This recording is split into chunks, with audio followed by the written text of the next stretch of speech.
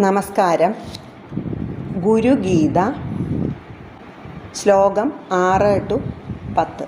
വേദശാസ്ത്രപുരാണാനി ഇതിഹാസാദികാനി ച മന്ത്രയന്ത്രാദിവിദ്യാശ്ച സ്മൃതിരുച്ചാടനാദികം. വേദങ്ങൾ, ശാസ്ത്രങ്ങൾ, പുരാണങ്ങൾ, ഇതിഹാസങ്ങൾ എന്നിവയും മന്ത്രയന്ത്രാദി വിദ്യകളും ശൈവശാക്തഗമാദീനി അന്യാനി വിവിധാനി ച അപ്രഭംശകരാണീഹ ജീവാനാം ഭ്രാന്തചേതസാം. ശൈവം, ശാക്തം മുതലായ വിവിധ ശാഖകളും ഭ്രാന്തചിത്തരായ മനുഷ്യരെ കൂടുതൽ വഴിതെറ്റിക്കുന്നവയാണ്.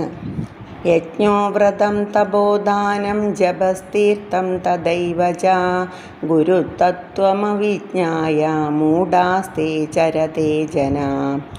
ഗുരുതത്വമറിയാതെ യജ്ഞം, വ്രതം, തപസ്, ദാനം, ജപം, തീർത്ഥാടനം എന്നിവ ചെയ്യുന്ന ആളുകൾ മൂഢന്മാരാണ്. ഗുരുബുദ്ധ്യാത്മനോ നാന്യത് സത്യം സത്യം ന സംശയഃ തല്ലാഭാർത്ഥം പ്രയത്നസ്തു കർത്തവ്യോ ഹി മനീഷിഭിഃ. ബുദ്ധിയും ആത്മാവും ഗുരു തന്നെയാണ്, മറ്റൊന്നുമല്ല. ഇത് സംശയരഹിതമായ കാര്യമാണ്. ഗുരുകൃപയ്ക്കായി യത്നിക്കുകയാണ് മനീഷികളുടെ കർത്തവ്യം. മനീഷികൾ പറഞ്ഞ ബുദ്ധിമാന്മാർ. ഗൂഢവിദ്യാ ജഗന്മായ ദേഹമജ്ഞാനസംഭവം ഉദയം യത് പ്രകാശേന ഗുരുശബ്ദേന കദ്യതേ.